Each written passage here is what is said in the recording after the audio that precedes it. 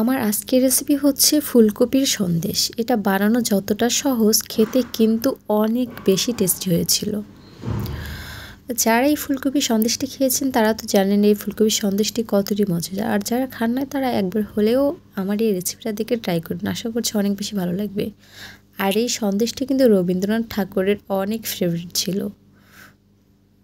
আপনি এই সন্দেশটি যে কোনো সময় যে কোনোভাবে বানিয়ে নিতে পারবেন। শুধু আজকে আমার দেওয়ার এই টিপস অ্যান্ড ট্রিক্সগুলো ফলো করবেন, তাহলে আপনিও 100% পারফেক্ট যে সন্দেশ ফুলকপির হয় সেটা বানিয়ে নিতে পারবেন। আমার কাছে তো ওই ফুলকপির সন্দেশটি অনেক বেশি ভালো লেগেছিল। সবচেয়ে বেশি ভালো লেগেছিল আমার মেয়ের কাছে। যখন ও খাচ্ছিল তখন ওর খাওয়াটা দেখে আমার এত বেশি ভালো লাগছিল, মনে হচ্ছিল আজকে আমি স্যাটিসফাই এই সন্দেশটি বানিয়ে। তো চলুন কথা না বাড়িয়ে সন্দেশের রেসিপিটি শেয়ার করা যাক। ফার্স্টে একটা চুলায় প্যান বসিয়ে দিলাম। তারপরে এর মধ্যে আমি দিয়ে দিলাম ঘি। আপনারা অবশ্যই ঘিটাই ব্যবহার করবেন। আমি এখানে 3 টেবিল চামচের মধ্যে ঘি ব্যবহার করেছি। ঘি ব্যবহার করলে হয় কি, একটা নাইস আসলে স্মেল পাওয়া যায় এই সন্দেশের মধ্যে। তারপর আমি আধা কাপ ড্রাই ফ্রুটস দিয়ে দিলাম। ড্রাই ফ্রুটসের মধ্যে রয়েছে কাঠবাদাম, আছে পেস্তা বাদাম, আর কিশমিশ আর চীনাবাদাম। যাই হোক, আমি সব কিছু ছোটো ছোটো পিসেস করে কেটে নিয়ে তারপর একটু রোস্ট করে নিলাম। তারপর আমি এখানে দিয়ে দিলাম 15টা আঙুর। আমি এখানে সবুজ আঙুরটা ব্যবহার করেছি। আপনারা চাইলে কিন্তু কালো আঙুর বা লাল আঙুর সেটা ব্যবহার করতে পারবেন। দেন আমি সব কিছু খুব ভালোভাবে ভেজে নিয়েছি। এরপর আমি এর মধ্যে দিয়ে দিলাম 1/4 কাপ সুজি। অবশ্যই এখানে সুজিটা ব্যবহার করবেন, তাহলে যে একটা টেক্সচার তাহলে কিন্তু সেটা ঠিক থাকবে। এরপরে এই যে দেখতে পাচ্ছেন আমি এখানে নিয়েছি ফুলকপিটা গ্রাইন্ডারে গ্রাইন্ড করে নিয়েছি, একদম মিহি মিহি করে নিয়েছি। দেখে বুঝতেই পারছেন, আসলে দেখে বোঝা যাচ্ছে না এটা ফুলকপি, মনে হচ্ছে এটা নারকেল কোরানো। তো যাই হোক, আমি ফুলকপিটা দিয়ে নিলাম। এখন এইগুলো একসাথে ভেজে নিচ্ছি। অবশ্যই এই প্রসেসটা করবেন, তাহলে যে ফুলকপির একটা স্মেল আছে সেটা কিন্তু চলে যাবে। এরপর আমি টেস্ট অনুযায়ী আমার লবণ দিয়ে দিলাম।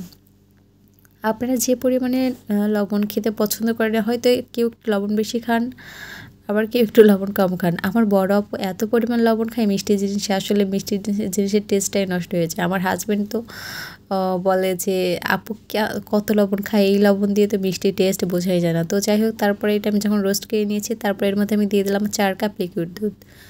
আমি এখানে ফুল ক্রিম লিকুইড দুধটা ব্যবহার করেছি, একদম খাঁটি গরুর। আপনারা অবশ্যই ফুল ক্রিম লিকুইড দুধটা ব্যবহার করার চেষ্টা করবেন, তাহলে যে পারফেক্ট সন্দেশের টেস্ট সেটা পাবেন।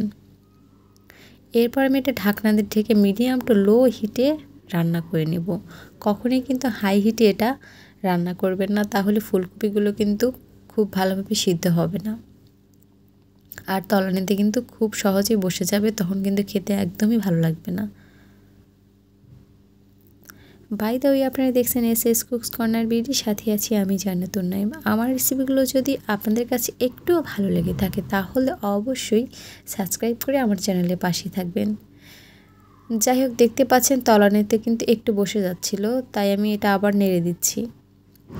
তারপর মিষ্টির জন্য দিয়ে দিলাম চিনি। আমি এখানে লাল চিনিটা ব্যবহার করেছি, আপনারা চাইলে সাদা চিনিটা ব্যবহার করতে পারবেন, তাতে কোনো সমস্যা নেই। আপনারা আপনার টেস্ট অনুযায়ী মিষ্টির পরিমাণটা বাড়িয়ে বা কমিয়ে দিতে পারবেন।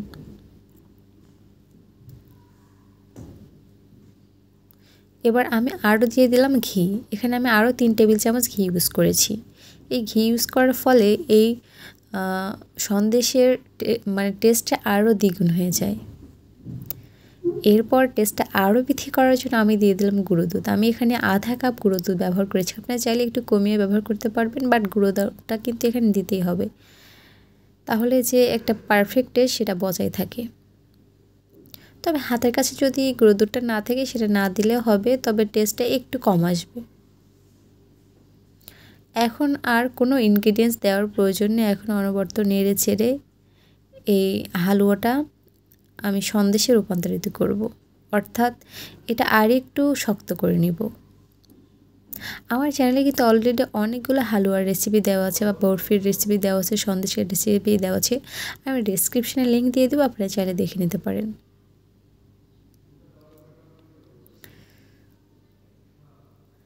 আমি অনবরত নেড়ে দিচ্ছি, তারপরেও দেখতে পাচ্ছেন যে এটা কিন্তু তলানিতে বসে যাচ্ছিল বা সাইড দিয়ে লেগে যাচ্ছিল। এই পর্যায়ে কিন্তু আমি এগুলো নামিয়ে নিচ্ছি।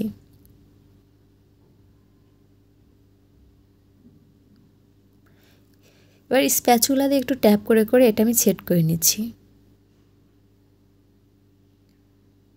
এই কাজটা কিন্তু গরম অবস্থাতেই করতে হবে, যখন এটা ঠান্ডা হয়ে যাবে তখন কিন্তু অনেকটাই জমে যাবে। এখন আমি এটা রেস্টে রেখে দেবো 2 ঘন্টার জন্য, একদমই বাইরে নর্মাল ফ্রিজে রাখতে হবে না। এমনি থেকে এটা খুব সুন্দরভাবে সেট হয়ে গিয়েছে, দেখতে পাচ্ছেন 2 ঘন্টা পর আমি কেটে নিচ্ছি।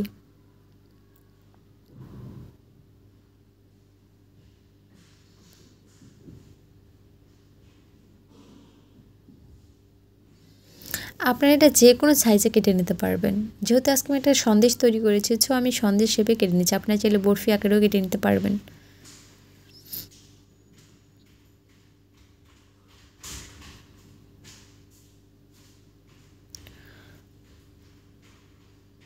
তো আজকে আমার এই রেসিপিটি ফলো করে আপনি একবার বাসায় বানিয়ে দেখবেন, আশা করছি অনেক বেশি ভালো লাগবে। আজকের মতো এই পর্যন্তই, আবারও দেখা হবে আপনাদের সাথে নতুন কোনো ভিডিও নিয়ে। সে পর্যন্ত সবাই অনেক বেশি ভালো থাকবেন, সুস্থ থাকবেন। আল্লাহ হাফিজ।